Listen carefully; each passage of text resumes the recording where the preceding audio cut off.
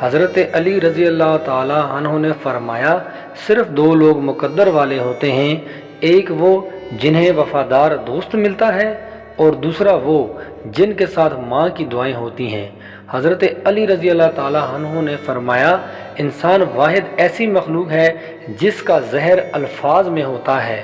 حضرت علی رضی اللہ تعالی عنہ نے فرمایا جس نے تجھے تیرے عیب بتائے اگر تجھے عقل ہے تو بے شک اس نے تجھ پر احسان کی انتہا کر دی۔ حضرت علی رضی اللہ تعالی عنہ نے فرمایا خدا سے جب بھی دعا مانگو تو مقدر مانگو، عقل نہیں، کیونکہ میں نے بہت سے عقل والوں کو مقدر والوں کے در پر دیکھا ہے۔ جو بہت اچھا لگے اسے بہت کم ملا کرو، جو انتہا سے زیادہ اچھا لگے اسے صرف دیکھا کرو، اور جو دل میں سما جائے اسے صرف یاد کیا کرو، کیونکہ جو آپ کے جتنا قریب ہوتا ہے دنیا اسے اتنا ہی دور کر دیتی ہے۔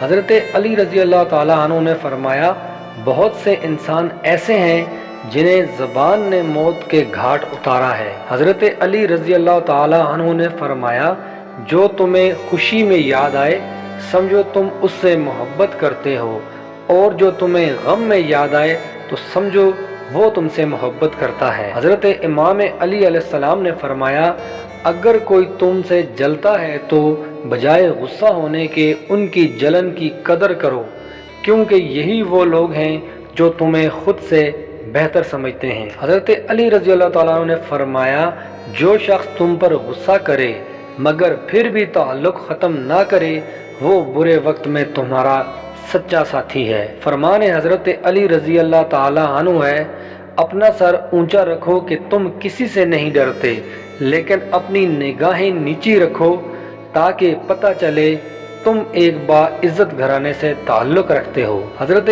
علی رضی اللہ عنہ نے فرمایا جو ذرا سی بات پر دوست نہ رہے سمجھ لینا وہ کبھی دوست تھا ہی نہیں۔ کسی پر بھروسہ کرنا ہے تو مکمل بھروسہ کرو، یا تو تمہیں ایک اچھا دوست ملے گا یا پھر ایک اچھا سبق۔ غرور اور غفلت کا نشہ شراب سے بھی زیادہ ہوتا ہے، جو اس نشے میں مبتلا ہو جاتا ہے وہ جلدی ہوش میں نہیں آتا۔ صبح کی نیند انسان کے ارادوں کو کمزور کرتی ہے، منزلوں کو حاصل کرنے والے کبھی دیر تک سویا نہیں کرتے۔ جو آدمی دوسرے لوگوں کے عیب کی تلاش میں رہتا ہے اللہ تعالیٰ اس کے عیب ظاہر کر دیتا ہے۔